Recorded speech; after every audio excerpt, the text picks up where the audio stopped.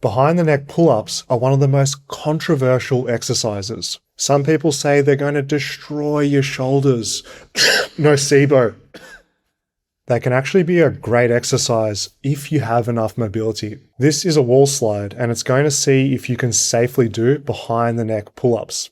It tests whether you have enough shoulder and upper back range of motion. It's simple. Just slide your arms from a Y overhead down into a W beside your head. If you can do this without your hands lifting off the wall or your lower back from arching, congrats, you've passed and you're ready to train. So what are the benefits of doing behind the neck pull-ups? I know bulletproof gets thrown around a lot for clickbait marketing, but that's essentially what you're doing. This unique pull-up, it strengthens your shoulders in a position where most people are weak, in that 90-90 abduction and external rotation. With muscles, you're still working the lats as a primary mover. It's a pull-up.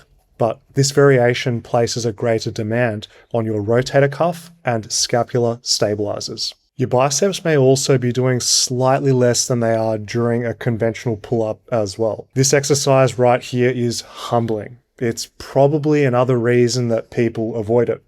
I think it's a benefit because you might be up to 50% weaker on behind the neck pull-ups.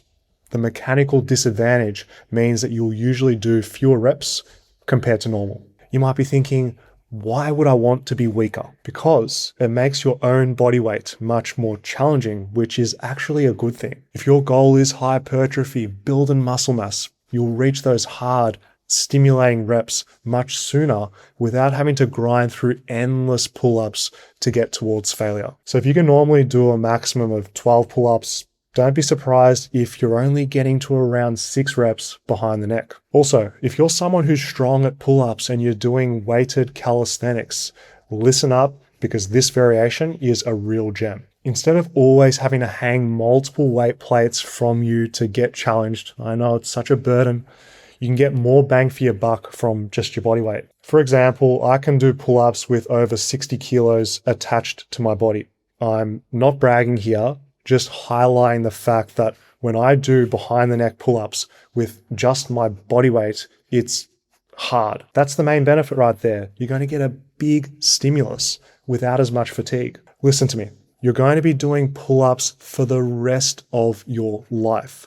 Variety like this is where you get that longevity, and that's what we should be chasing, because you should be rotating between your pronated pull-ups, your supinated chin-ups, and your neutral grip pull-ups, and stuff like this. When you go behind the neck on a pull-up, it's just another variation to add to your toolbox. With this exercise, it highlights how just a small change in your grip and your shoulder position can create this novel stimulus. This is an exercise that your body isn't used to. It's going to unlock some dormant strength and muscle gains.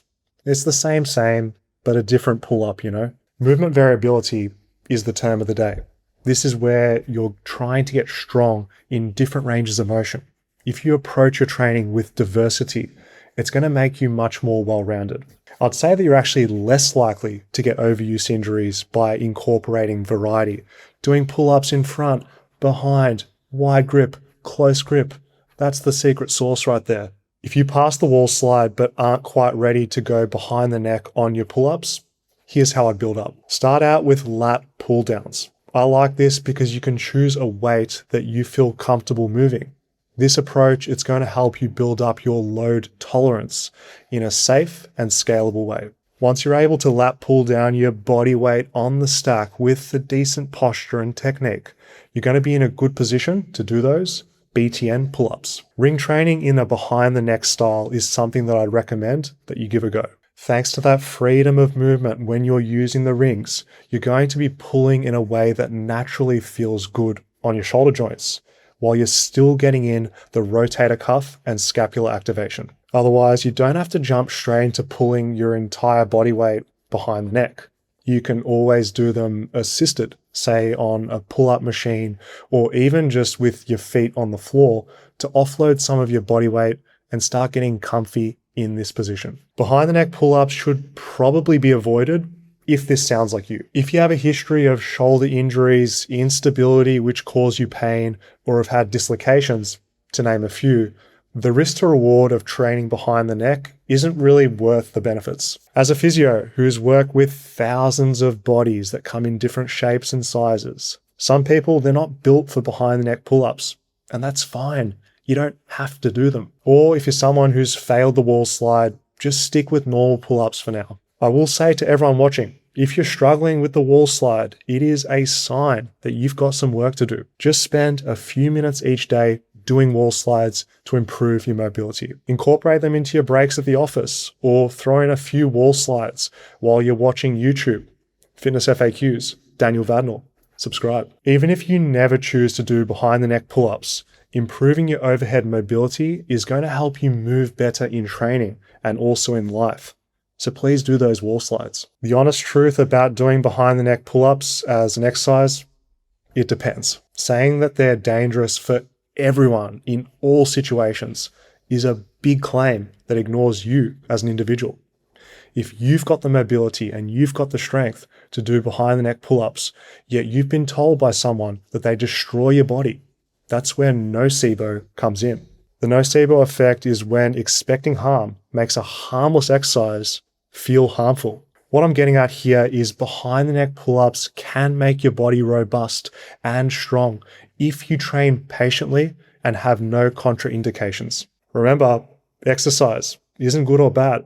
Context makes it so.